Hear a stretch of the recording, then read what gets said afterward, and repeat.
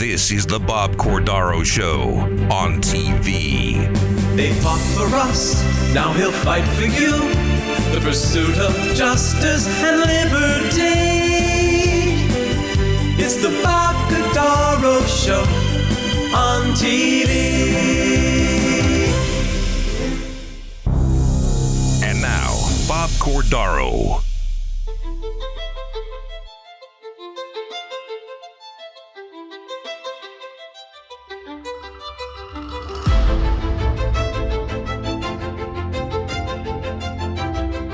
Road Scholar Transport, a higher standard. Happy Sunday, everyone. I'm Bob Cordaro. It's great to be with you. And we have a special show today. And it's an anniversary, not that you would recognize, but it's an anniversary that's very special to our guest, Jospeh Barna. I've had him on the radio, and we had 2 hours of amazing conversation. And today we're going to talk, and then we're going to do what we call BC TV Extra, and we're going to talk some more after WNEP. But welcome. As you know, I do a radio program each weekday, 9 a.m. to noon on WILK News Radio. And again, this is a special edition with only one guest. And the guest is Jospeh Barna. And this is his book. And it's God Makes Angel and Navy Corpsmen. And we're going to find out why the book is titled as such. But this Korean War vet has a special story and a special way to tell his story. So I say to you, Joe Barna, welcome. Good to see you again. Thank you. It's good to be here. Yeah. Joe, you had an interesting story. You told me about when you joined the Marines, and it was a different way to join the Marines. Well, it wasn't a join. It was, I like call it chosen. I was drafted in 1951, April. I passed my physical, and I went home, and I was waiting to get called active duty. I wasn't called till November 1st that year. So I reported to Wilkes-Barre and got in a room with about 66 other boys, young boys. And we're sitting there waiting to go on the train, and this big 7-foot Marine came in and he said, I want 6 volunteers for the Marine Corps this month. Let me show of hands. Nobody put their hands up. So he said, we're going to go out and check through the records, the papers, and we're going to pick 6 of you lucky boys out. So after about 3 hours, they come back. He read the names off. 1, 2, 3, 4, 5, 6. Jospeh Barna. Oh, I didn't know what to do. I was scared. Uh-huh. I mean, I had heard about the Marines. I thought I could never be a Marine. I mean, but and now you are. I had no choice. Yeah. I didn't enlist. I was chosen. Well, you do your training, and then you find yourself on the way to Korea. Well, I was brought up pretty strict. My father was strict. I loved him. I had a lovable mother. I had a good, happy home. We had 8 kids in my family. You grew up in Freeland? I grew up in Freeland all my life. I'm going to die in Freeland. Mm-hmm. But I didn't want to make them ashamed of me, so I couldn't say no, and I said I'm going to go for it. Yeah.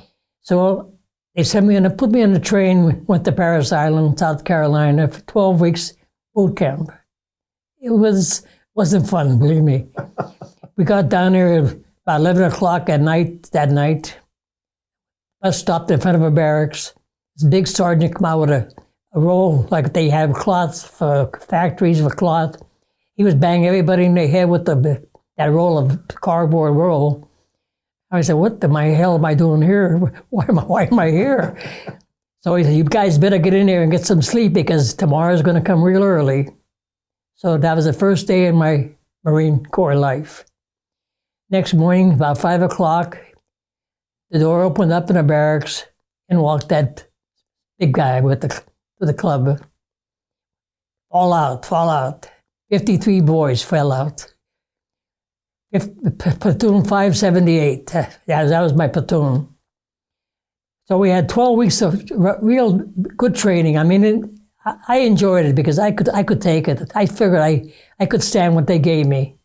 I'm not going to quit. I would make my parents proud of me. At the time, did you think you were going to Korea? Because we had troops stationed all over the world. No, I finished boot camp, 12 weeks. We had training, all kind of classes, everything else. Then they sent us home for 10 days. I come back after 10 days. I reported back to Paris Island. The second day there, I got my orders to report to Camp Pendleton, California for advanced infantry training. Then I knew where I was going. Yeah. I'm going to go for a boat ride. So after about 4.5 months of training in California, I was stronger. My body was stronger. I was wiser. I was getting smarter. I knew what I had to do, but I still had that little fear within me that can I do it? I mean, you have to wonder. You don't know much about Korea because it wasn't much being said about it on papers or TV or that. How about amongst the Marines? Were they talking about and had they heard much about the brutality of the fighting and the conditions? No, not too much. So it hadn't reached you. No, they kept it kind of quiet, like, they forgot the war. They never called it a war. But after the 4.5 months, I was trained well. My body was strong. I was going to classes. I learned how weapons. I could take any weapon apart blindfolded that we had there. I was a weapons company. So about late April or so in 52, they said, you're going over to Korea. We're going on a ship tomorrow. So we went down to the dock in San Francisco, marched onto the ship. It's over 4,000 Marines. They call it the 22nd draft. They went over there by draft to be a couple thousand men in there. So I was the 22nd draft. We were on a ship. We put us in D deck, which is the bow of the ship, down 4 decks. And the ocean was nice and calm. I figured, well, this is going to be pretty nice today here, a nice boat ride. So we went to bed that night, and we got up next morning. I think we were in a hurricane. Everybody was seasick. I think even the sailors were seasick on that ship that morning. So we started headed west towards Korea. About 8 days out, we saw land. And the captain came on the radio. He said that there's Hawaii over there, but we're not stopping here. So he put his turn signal on left and went around it. By the way, you never had a vacation in Hawaii. No, never had a vacation in Hawaii. That's as close as you got. 92 years. So the ship kept on going. Then 22 days later, we get up in the morning and we looked out. There was land. It was Korea. And Korea, you could smell actually Korea because they use human waste for fertilizer over there. And when the wind blows, it hits you. So we climbed down the nets with our rifles, the clothes we had on. Oh, down the nets, not down a plank, not down a gangway. That's wow. Into landing boats. They took us towards the shore, but then we had to stop about 100 feet from the shore. The water was too shallow. So we had to walk to the rest 100 feet.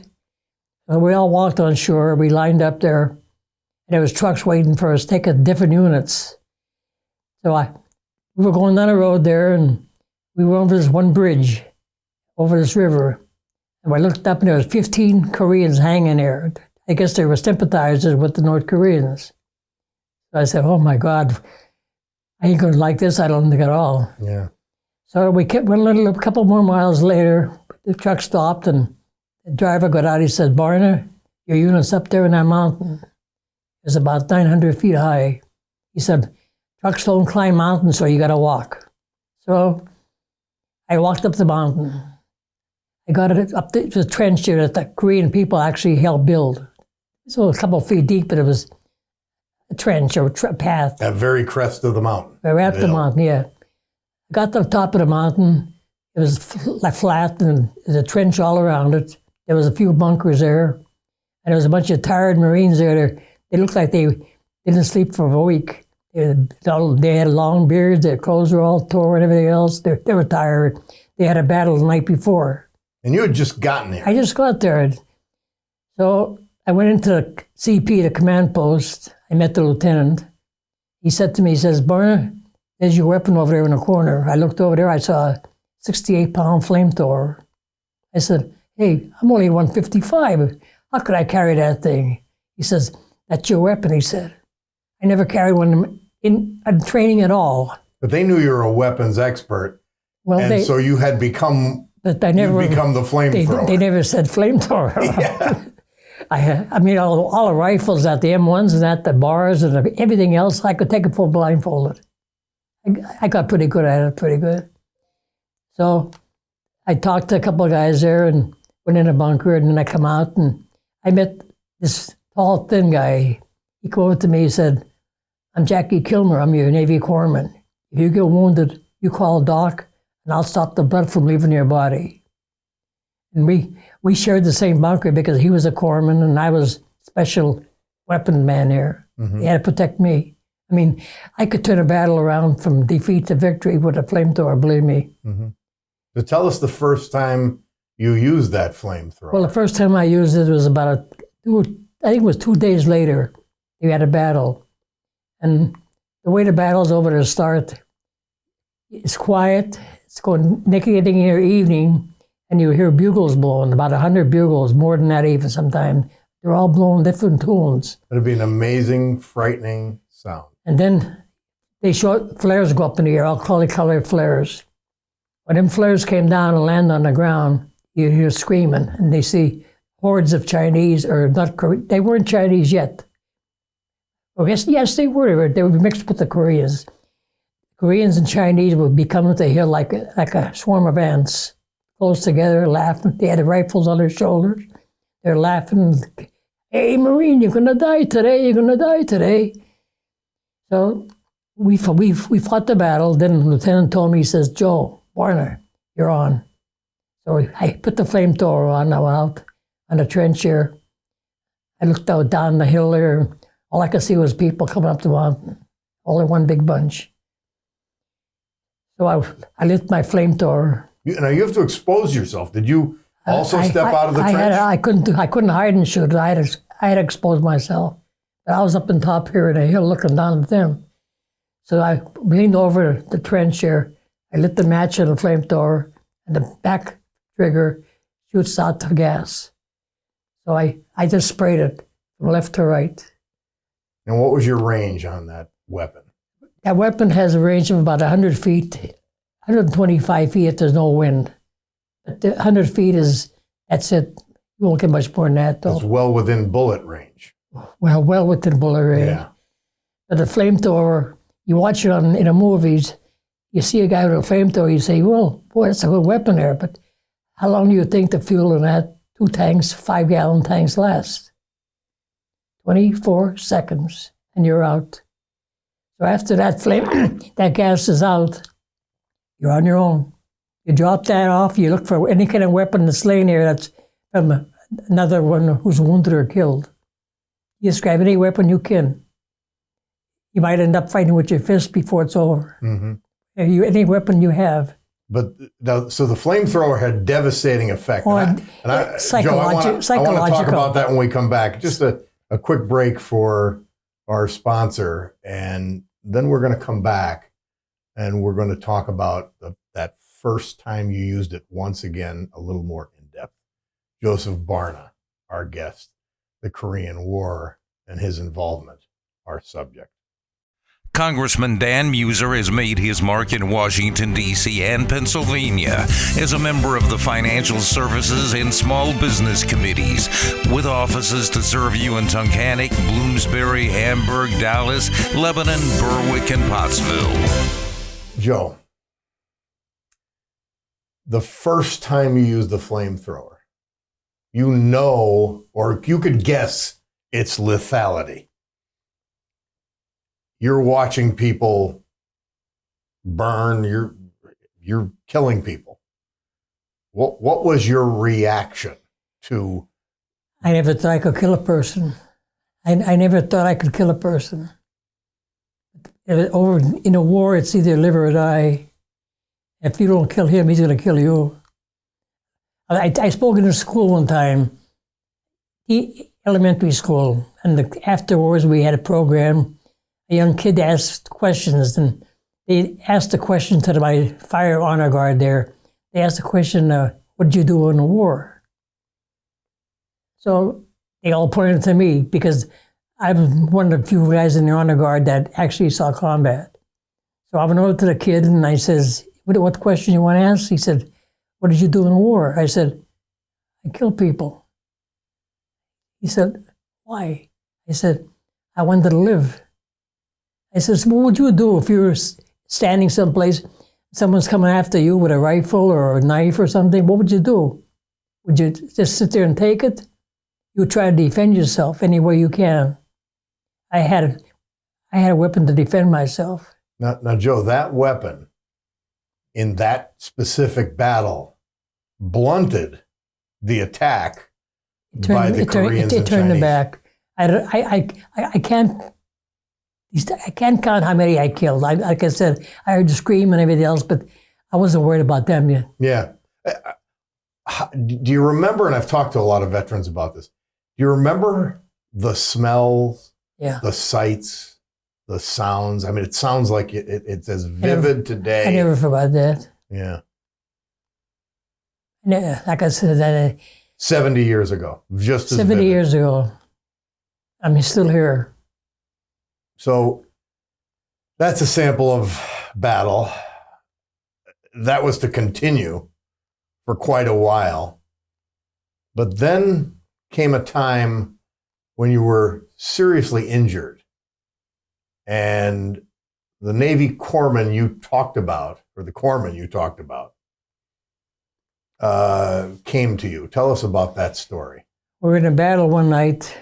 Pretty big battle it was. I mean, the hill we were on, Bunker Hill, lasted about 3 or 4 days. It was a continuous battle. It changed hands every so often. I believe my company had 80% casualties in Bunker Hill, wounded and killed. I was fighting, and I always had 3 other Marines that would protect me, one on each side of me, one in front of me. This one night, I had 3 Canadian boys that were in our Marine Corps. A shell landed close to them and killed the 3 of them. I wasn't scratched. Then the concussion knocked me down on my back, and I'm laying on my back with the flamethrower strapped to my back. I couldn't get up. I was laying flat there. I couldn't move. 65, 68, 70 pounds. I was just laying there. Had you fired it yet? I thought I was going to die. Yeah. Because there was action all around me. I could see movement all around me, figures in the dark. Then I saw a figure coming down the trench with a rifle with a bayonet on. And I'm laying there. So he comes close to me, and I could almost smell his breath, the garlic on it even. He lunged at me, and when he lunged at me, I turned to my right, and he got me in my arm. There's about a 4-inch scar there yet. And I'm laying there bleeding, and I can't move. I couldn't even yell for help even, because Doc was all over the place that night. I mean, the hill was a pretty spacious hill. So then I was getting tired, and I saw the blood. I could see the blood on the ground there, soaking into the ground. Then I heard a voice. It said, "Corporal, wake up, wake up. If I don't close that, you're going to bleed to death." So he took the flamethrower off me. It was Doc Kilmer. He took the flamethrower off my back, carried me into the bunker. He packed the hole up. He bandaged it, and he sewed it shut with a needle and thread in a bunker. I didn't feel no pain. So then, a little after that, the battle ended. So then next day, they took me down a hill. They carried me down a hill and took me back to a medical unit. They gave me a pint of blood. I lost blood. So then I recovered eventually. Mm-hmm. If it wasn't for Doc finding me when he did, I wouldn't be here today. And during the course of that confrontation, the same Korean who jabbed you, He never lived. Yeah. I had a shotgun taped to my flamethrower arm, and whenever he stabbed me, I swung around with the flamethrower armed with a flamethrower, and I give them both barrels. With the shotgun. I think I made twins out of them. Yeah. This is brutality and savagery at its live or die. highest level. I wanted to live. Now, a month later, you understand that this corpsman who saved your life, who loomed over you, and we have the picture, didn't make it. One morning, we had a battle one night before, and it lasted probably to about 2 or 3 o'clock in the morning. So we went back to the bunker. We fell asleep, me and Jackie. I woke up a couple hours later. He was gone. Here, another company, Howe Company, to our right, was getting attacked pretty heavy, and their corpsmen were killed. So Jackie volunteered to go help that company over there. So I didn't know he left, but he went over there. And the first day over there, he was hit by 2 pieces of shrapnel. He was wounded the first day.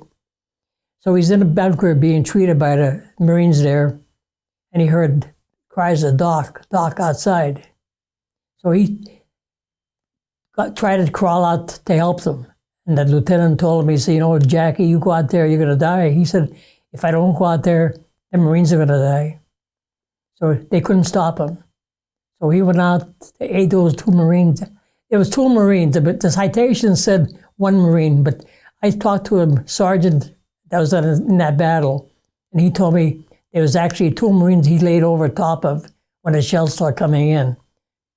And he saved both of them. They both lived.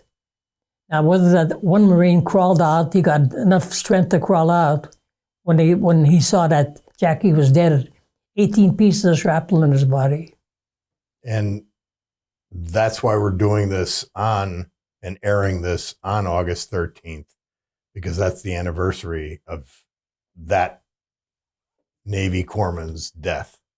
Well, like I said, the citation read only 1 Marine he saved, but he did save 2, because I talked to a guy who was right there in the same battle. And you're at least the 3rd. I let a sleeping dog lay, put it that way. I didn't want to turn the story around. So there comes a time that the battles, the savagery, all of that is experienced.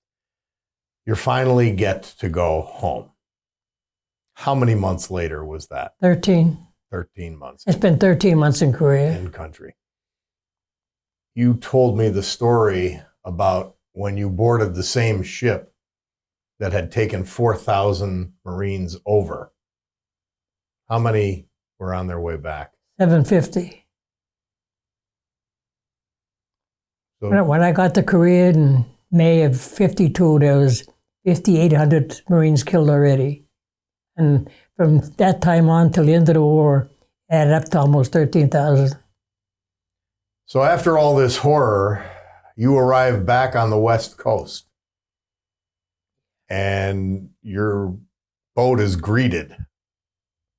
And you run into some celebrities. Well, I met Marilyn Monroe. I shook her hand. She was beautiful. I shook Doris Day's hand. She's beautiful. I also shook the hand of Ted Williams in Korea. Tell us about that story. We took 2 bodies back to Kimpo Airfield to fly back, and his jet landed there. And we were by a fence there standing. This guy gets out of the plane and tall and thin. I thought, that might be Ted Williams. He's in the Marines right now. He walked over to the fence. It was Ted Williams.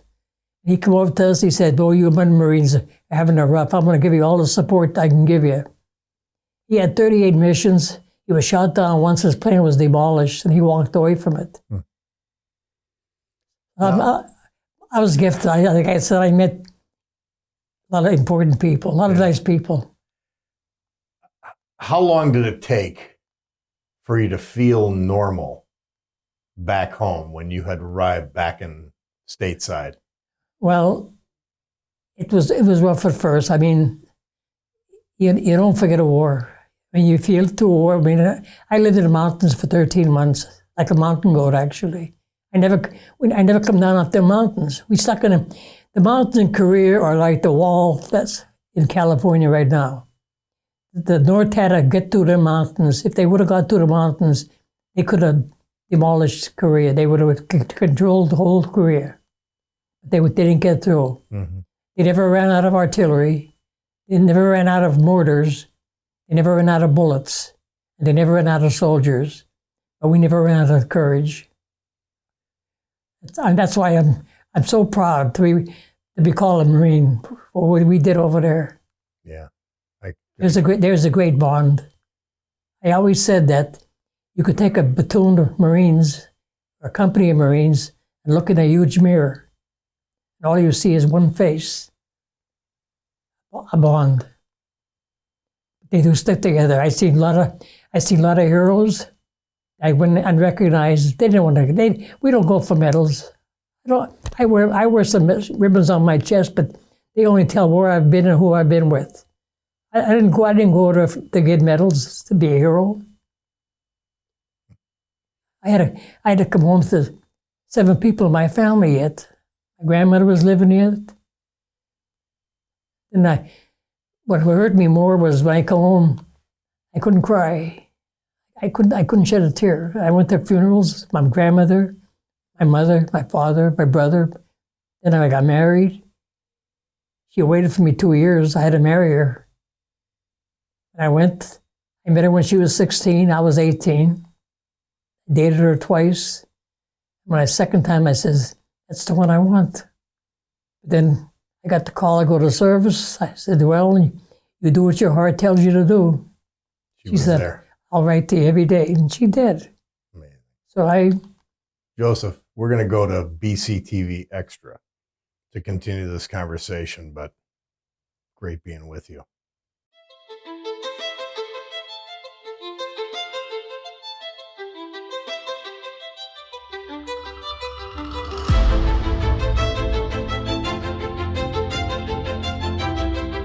Road Scholar Transport, a higher standard.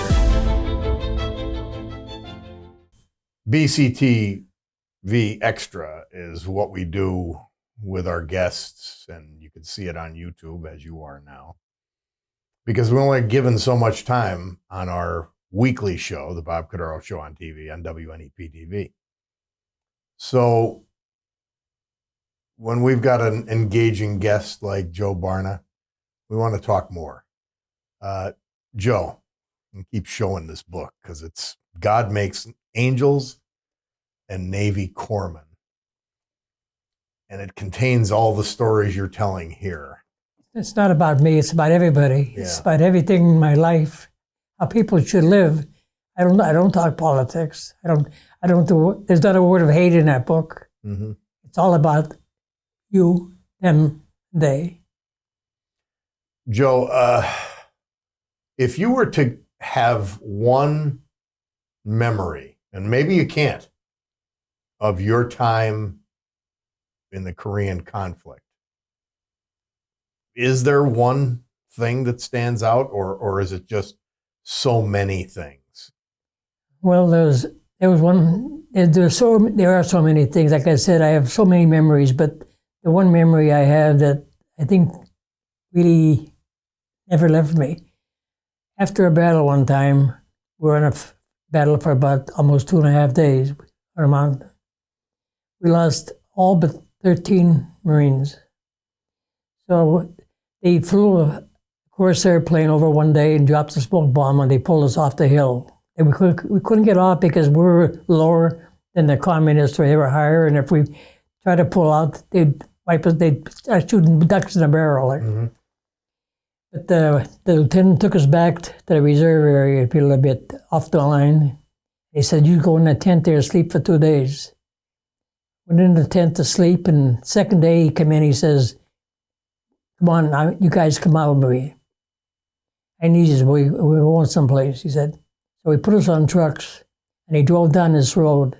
And we came to a cemetery, about as big as a football field. White picket fence. There's a little creek running right through the middle of it, and a little bush in the middle. There was a crowd of people in the corner of the cemetery. And we went over by them there, and we went over there, and one sergeant handed us all rifles. We're going to be part of a service for area Marines. But I didn't know how many though. I had no idea. So we got closer. There was 10 caskets lined up there on the ground. The president of South Korea was there, and there was a general and a colonel, and they pinned the Purple Hearts on all of us who were wounded, and they gave medals to some of the other guys. We had our service. We fired our rifles at the squad. They blew taps, and before they load the caskets into the ground, all of firing squad took off all our medals, took them over and put them on top of the caskets. They went down with the heroes. I seen 10 angels being made that day. I don't know why they buried them over there, but unless they were shot up so bad they didn't want to send them home. I don't know. But the artillery and mortar from the Chinese, North Korean was terrific. They were masters at it, believe me. They would walk, you'd be on a mountain, they'd fire around the shells. They might land maybe a couple hundred yards away from you. They fire another round, get closer, and then they get closer and closer. Then it comes to the time where they're right on top of you. What are you going to do? You're on top of a hill, you're in a trench, there's no place to hide, there's no protection. A couple bunkers only holds maybe 5 or 6 guys. You can't put 20 guys in a bunker. You just got to bend down and pray.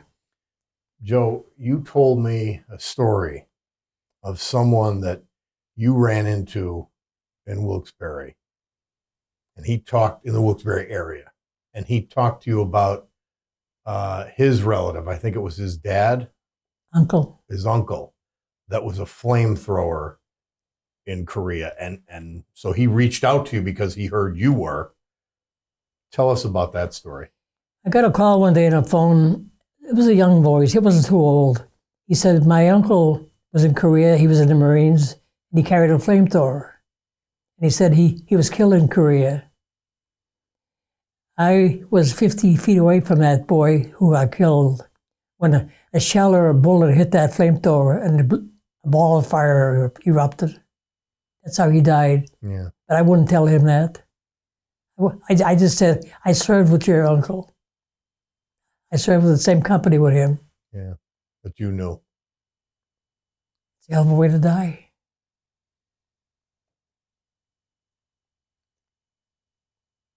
The memories had to haunt you. We talked a little bit about it in the main show. You had a problem crying at funerals, and well, you'd seen so much. You'd lived so much. I wrote a story.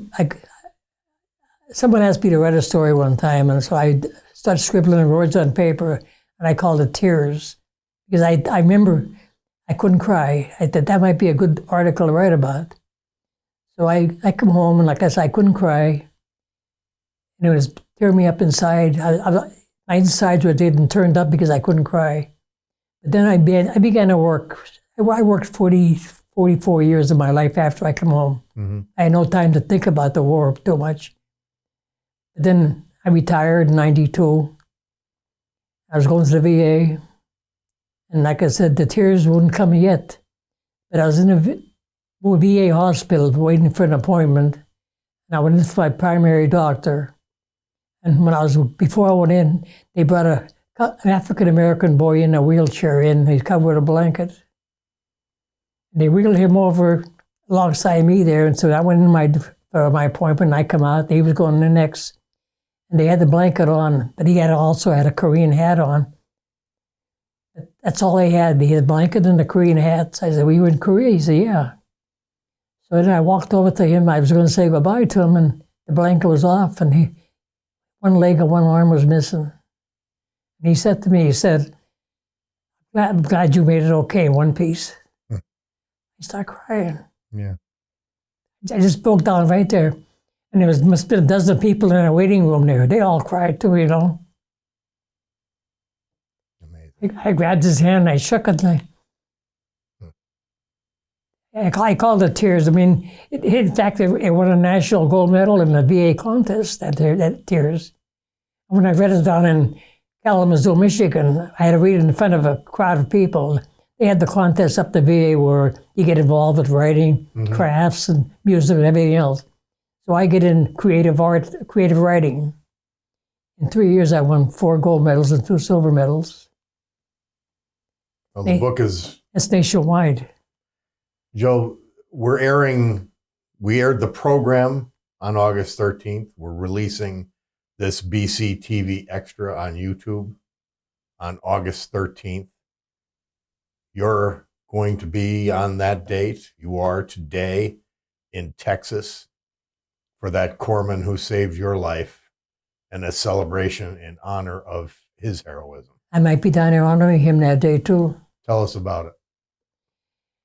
Well, I was down last year, but my buddy he paid for the airfare, he got hotel, everything. He said, "You're going down." He was a combat veteran in Afghanistan. I think he had 3 tours. He had 3 Purple Hearts. But he said, "Joe, you're going to Texas this time." It was the 70th anniversary. They have it every year down there for him. There's a Navy corpsman school down there, a hospital, and there's a Marine outfit down there. I mean, it's a great military town, San Antonio. Mm-hmm. So we went down, took us 4 airports. I even scratched my arm on an escalator when I was bleeding like a stuffed pig here going into the hospital. And the Navy captain there looked at my arm, yelled, "Hey, Doc, Marine down, Marine down." So a corpsman came over and he wrapped my arm up and I went in. There was about 250 people in an auditorium there. Half of them were Navy corpsmen. They were training for Navy corpsmen. The other half were just Navy personnel and that. I gave a speech down there. I got a standing ovation about Jackie. I told him how we shared our lives together in the bunker, and the priest would send me a candle every week or so, and we'd heat the beans on top of the candle to heat them up. We had no stoves, sea rations. I never had a hot meal over there. I never had a cup of coffee in Korea. But I guess my girlfriend at the time was going to the priest and crying over my boyfriends in Korea. And so every month, every week or 10 days, I get a new candle, vigil candle. Mm. And me and Jackie would heat a can of beans over it. So like I said, it served more purpose than prayer. Then they said they powdered coffee and no water, no cream, no sugar.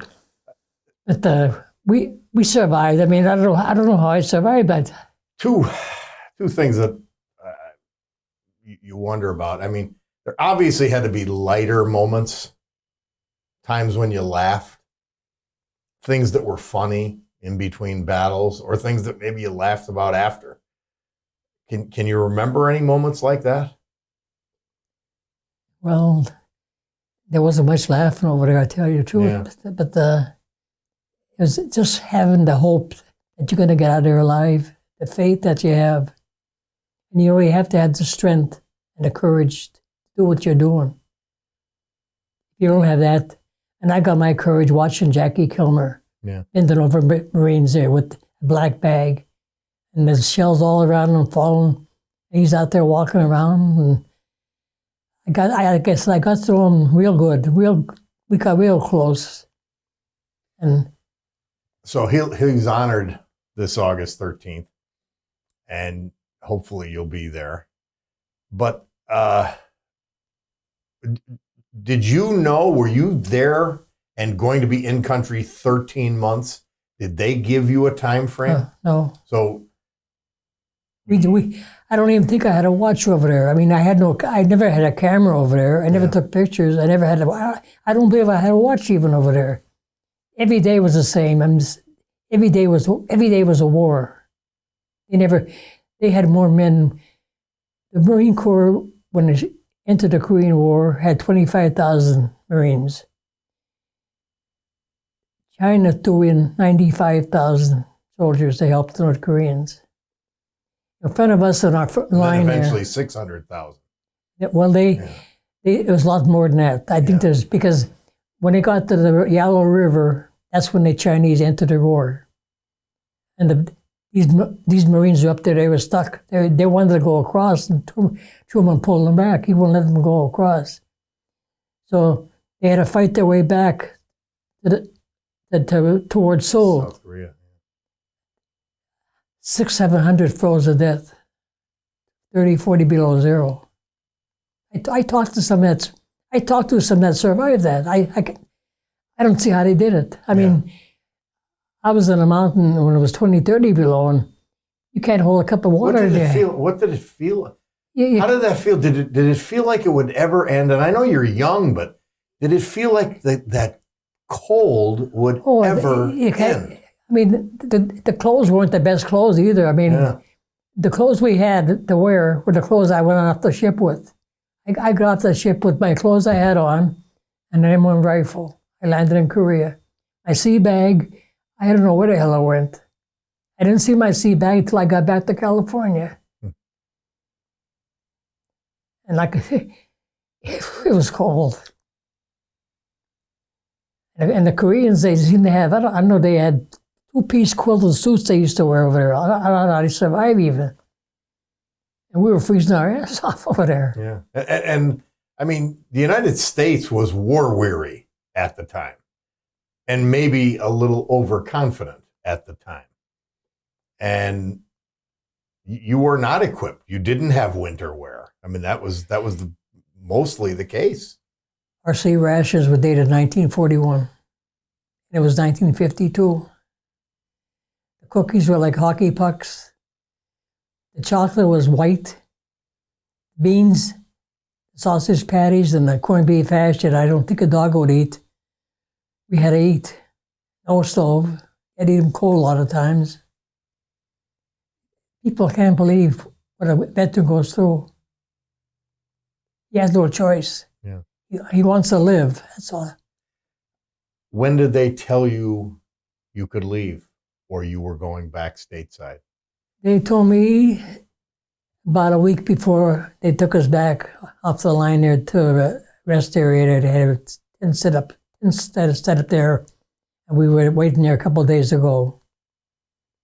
How many days did you have, or hours, after they told you were going back, but that you still had to be on the front line? Well, we were standby. We were still in reserve yet. Yeah. And the 2 days before we left, there's a big battle raged on the mountains up one of the mountains up there, and they told us we're going back up again. I was going to take a flamethrower. An African-American boy, his name was Robert Brown. I won't forget him. He told me, he said, "Joe, you're going home in a week. You ain't carrying that up there. I'm taking your place tonight." And he went out with a squad. Wow. The squad was wiped out. Wow. In my life. I lost 13 guys who saved my life, gave up theirs. How do you thank 13 guys? The 3 Canadian boys I told you about, we were fishing in Canada one year, me and my buddy. And so one day it was a nice day, so we decided to walk around the lake and see what the cabins were there. So we walked down this road and we found a house there, had a flag on the front door, like the Americans had in World War II. Flag with a star on it. He served in the military. Mm-hmm. Had a flag with a gold star on. So I went in, I knocked on the door. I said, a lady come to the door. I said, "Why is that flag on your door?" She said, "My son was in Korea. He was in the Marines. He was killed. He was one of my 3 Marines that got killed that night." Oh my God. Talk about faith. Yeah. I would have died for my buddy. Believe me, I would have died. Because there were times there you almost wish a shell would land on you. It got so bad. I mean, like I said, it never stopped. Shelling. I guess I worked 48 years. I worked about 45 years, I guess, after I come back. And I worked for one company, PP&L, for 27 years. And everybody I worked with after I retired, they said, we never knew you as that book tells you all about you. They never realized that. I never wanted to talk about it. Joe, you told me about a Korean physician, I believe. Ethnic Korean physician, an American. His name was, I got a call one day from, I was Oriental. I'm a Korean doctor, Dr. Lee. He worked in a Hazelton hospital, delivering babies. He said, I want to meet you. You were in my country, fighting for me when you were over there. I want to take you out for dinner some night. So one day, he came over to my house. We went out to the diner for dinner. We had dinner, we talked. We had a few tears maybe too, because he told me, I was a little boy when you were over there fighting, he said. Here, he delivered 6 of my grandchildren. How's that for a story? Oh Huh? my God. So we ate dinner, and he gave me an envelope. He said, don't open that till you get home. I couldn't figure what it was. But I went home, I opened the envelope. There was $200 bills. I took it right back to him. I didn't want it. I says, I didn't do it for money, Doc. Dr. Hilly, his name is. He delivered 6 of my grandchildren. I lived a hell of a life, Bob. Yeah. I mean, You're still living it. I'm not finished yet. Yeah. I'm my great-great-grandson. I mean, I should have named him Jackie. He's 4 years old. He was 4 years old on Sunday. He had a birthday party. But I wouldn't have none of him if he wouldn't have saved my life. I mean, if I have a picture out there with a bunch of my grandkids on and my wife on and everything else, they wouldn't be here if not for one man, an angel. Why he kept me? One night I said, God, if you get me out of this battle of life, I'll go home and be a priest. I lied to him. He told me to say 10 I'm here. Oh. I guess he probably forgave me, you know. Joe, final thoughts just on life, on what you experienced in Korea, on what you would want people to know about life and about Korea. What would your final thoughts about all of this be? I just want to say, I hope people never forget what a veteran is, because they don't realize what a veteran goes through. They stay home, they don't do nothing. The poor guy goes out there and he's not guaranteed to be a son again. He's not guaranteed to be a brother again, a husband, a father, a grandfather, a great-great-grandfather. He never had that chance. Every Memorial Day, I write stories about that. I says, we are who we are, what we did, and how much we loved each other. And it's true. There is a love between veterans. I mean, whether you're Army, Navy, Air Force, Marines, Coast Guard, there's a bond. We train different, but we're still the same, though. Yeah. I fought the troops in Korea from 23 countries over there. They send a couple of hundred troops, Greece, all in European countries. I fought with Turks. They're crazy. They had them big, long knives, you know. Every time you see them, they're sharpen them. Boy, the Koreans are afraid of them. But you have to have respect for people. You have to have the respect for what they did. I mean, people don't know what they did. They should be there watching them. Yeah. I mean, like I used to watch the movies about the Marines in the island of Iwo Jima, raising the flag. That flag cost 7,000 Marines, that one flag.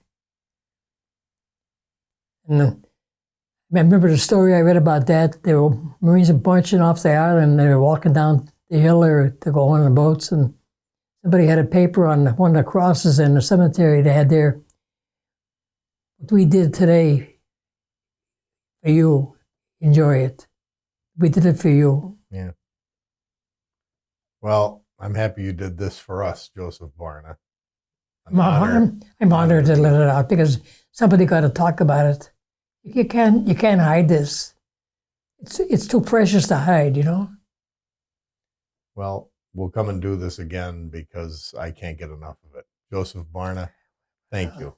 Thank you so much, my friend. Thank you. Thanks for being part of the program. You've got an appointment every Sunday morning at 11:30 right here on WNEP TV. The Bob Cordaro Show on TV. The pursuit of justice and liberty. It's the Bob Cordaro Show on TV.